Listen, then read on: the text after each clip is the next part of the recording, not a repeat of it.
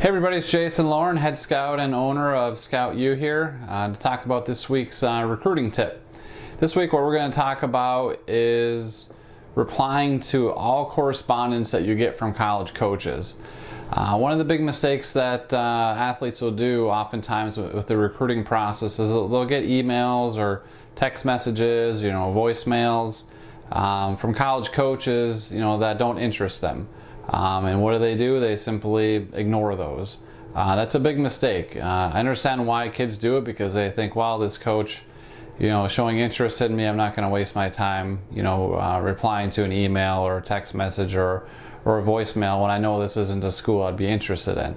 Let me explain why that's a big mistake. It's a big mistake because even if it's a school that you know that you're not going to be interested in, well, number one, I just think it's a common courtesy that if somebody sends you a message, that you at least reply to it and at least say a thanks but no thanks. And even just replying with a thanks but no thanks oftentimes can lead to recruiting from schools that you would be interested in.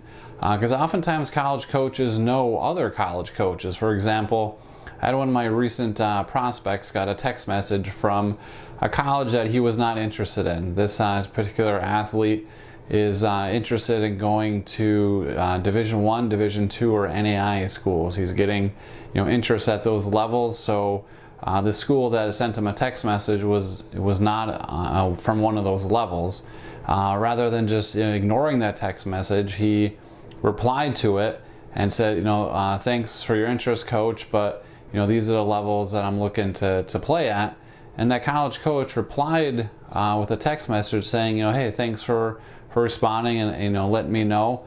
I do know some Division II coaches that I can refer you to.